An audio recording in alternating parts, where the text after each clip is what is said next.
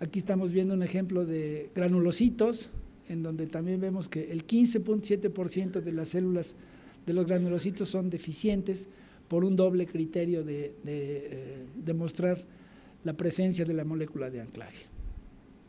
Con estos criterios nosotros podemos encontrar clonas relativamente muy pequeñas. Vean ustedes, aquí tenemos un ejemplo de monocitos en donde solamente el 0.6% de las células son deficientes, granulocitos donde el 0.7% de las células son deficientes y eritrocitos donde el 0.1% de las células son deficientes. Entonces, cuando nosotros empleamos esta tecnología nos damos cuenta de que hay muchas más casos de deficiencias que lo que antes pensábamos. Y desde luego con las pruebas de hemólisis pues no se podía ver cómo se lisaban el 0.1% de las células, era indetectable eso, ¿no? Con los criterios de 55 y 59 no podíamos demostrar clonas menores del 2%. Y ahora sí podemos llegar a demostrar hasta 1 en 10,000 células deficientes con este tipo de combinación de reactivos. Estas son las nuevas recomendaciones, ¿sí? En 2010, coordinados por Mike Borovitz, se hicieron estas guías para el diagnóstico y seguimiento de HPN y recientemente, esto todavía no ha sido publicado en papel, pero se publicó en línea en Cytometry en 2012. Estos autores han hecho las recomendaciones de cómo hacer la detección de alta sensibilidad de clonas HPN por citometría de flujo. Entonces, en una mezcla de mejorar los criterios de detección y mejorar criterios de selección, o sea, en quién buscar HPN, encontramos que la enfermedad es mucho más frecuente de lo que parece. ¿Cuáles son las indicaciones clínicas para investigar HPN? Primero, hemólisis intravascular, o sea, cualquier paciente con hemólisis intravascular se le debe buscar HPN. Hemólisis inexplicable acompañada de deficiencia de hierro o de dolor abdominal o de espasmo esofágico o de granulocitopenia o de trombocitopenia. Anemia hemolítica Coombs negativa sin evidencia de alteración corpuscular o enfermedades infecciosas, o sea, se tiene que descartar enfermedad corpuscular. Trombosis con características inusuales, sitios infrecuentes, acompañada de signos de anemia hemolítica, acompañada de otras citopenias sin explicación, y evidencia de insuficiencia de la médula ósea, anemia plástica probada o probable, anemia hipoplásica probada o probable, citopenia refractaria con displasia de una sola línea y otras citopenias de etiología desconocida. Si nosotros en pacientes que reúnan algunos de estos criterios hacemos una prueba de alta sensibilidad para detección de HPN, vamos a encontrar mucho más de lo que pensamos. Esto, bueno, para las personas que hagan laboratorio, estos son el tipo de mezclas de anticuerpos que se recomiendan, dependiendo del número de colores que tenga su citómetro de flujo, desde 3 hasta 6, pueden hacer este tipo de arreglos, ¿sí? El informe final de resultados es otra cosa en la que también hay nuevas sugerencias. Esto nos ha causado algunos problemas, seguramente el doctor López Karpovich podrá abundar en el asunto, porque desde que nosotros estamos utilizando la nueva manera de informar, pues hemos recibido algunas quejas de algunos médicos que ya se habían acostumbrado a la manera anterior, pero ahora se debe si no hay nada, pues reportarlo como negativo para HPN, y si hay algo, entonces reportarlo como positivo para HPN, el porcentaje de eritrocitos, HPN 1, 2 y 3, y el tamaño de la clona en eritrocitos, que debe ser la suma de 2 y 3. La deficiencia de PIGA en monocitos, o sea, Flyer CD14, se tiene que dar el tamaño de la clona sumando los tipos de deficiencia intermedia y deficiencia completa, y en granulocitos también.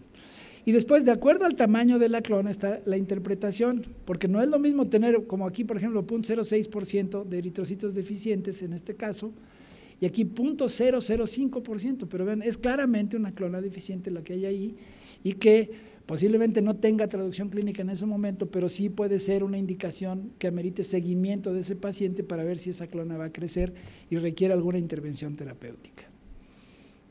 Entonces, de acuerdo al tamaño de la clona, la interpretación es, si las células son más del 1%, se debe hablar de una clona HPN, si está entre 0.1 y 1%, se debe hablar de una clona HPN menor o células HPN, y cuando es menor de 1 en 1000, se habla de células raras con deficiencia de GPI, pero no de clona HPN. Una cosa que también es una regla que no falla, Las células en las que siempre la clona es más grande son los monocitos, seguida de los granulocitos y al final los eritrocitos. Los eritrocitos son los menos confiables para estimar el tamaño de la clona. ¿Por qué? Porque se destruyen. Los monocitos y los granulocitos no se destruyen por complemento. ¿Sí? Entonces uno siempre tiene una verdadera idea del tamaño de la clona a partir de monocitos y granulocitos. Los eritrocitos no, porque se destruyen, entonces baja la cantidad de células deficientes, luego le ponen transfusión, entonces se diluye todavía más. Entonces los eritrocitos no sirven para estimar el tamaño de la clona.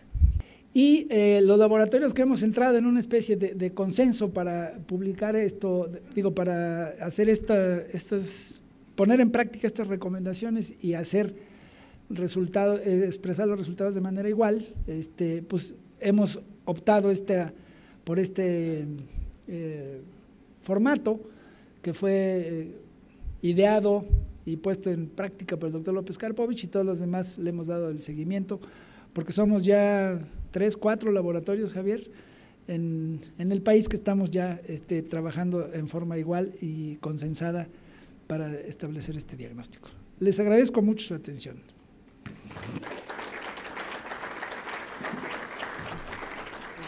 El doctor Guillermo Ruiz Argüelles nos va a hablar de los estudios de trombofilia hereditaria en la Clínica Ruiz, 15 años de experiencia. Muchas gracias, doctor. Muchas gracias. Yo también quiero agradecer al doctor Martínez Murillo, a la mesa directiva de la agrupación de hematología, su invitación para platicar con ustedes de este tema. Bien, entonces, ustedes mejor que yo saben que la trombosis venosa es un problema de salud serio. 1 de cada 1000 individuos por año en todo el mundo la sufren, y es la causa más frecuente de muerte en sociedades desarrolladas. En México específicamente, aquí hay datos de 2007, fíjense cómo si uno suma las enfermedades isquémicas del corazón con las enfermedades cerebrovasculares, que ambas son trombosis, pues resulta que es la causa más frecuente de muerte, estas dos sumadas, más que diabetes, cirrosis y otras cosas que están ahí señaladas en el país. Así es que conviene que sepamos esto. Por razones estadísticas tendríamos que estar viendo más o menos 100,000 pacientes con trombosis venosa por año en el país. El INEGI reporta 45,000, lo cual seguramente se debe a subregistro, por lo menos de la mitad de los pacientes, y es, de acuerdo a estas cifras que les acabo de mostrar, una de las principales causas de muerte en el país. La trombofilia pues es la tendencia a la trombosis, la hemofilia es la tendencia al sangrado. Ahí están algunas enfermedades, las más frecuentes de las hemofilias, A, B y von Willebrand, y de las trombofilias: síndrome de plaquetas pegajosas, resistencia a proteína C activada, deficiencia de proteína C, de proteína S, de antitrombina 3 y otras. Fíjense cómo la proporción de sujetos de la población general que tienen estas enfermedades son mucho mayor en el caso de las trombofilias. Se calcula que el 5% de los habitantes del país tienen resistencia a proteína C activada. En otros lugares del mundo esto es más alto.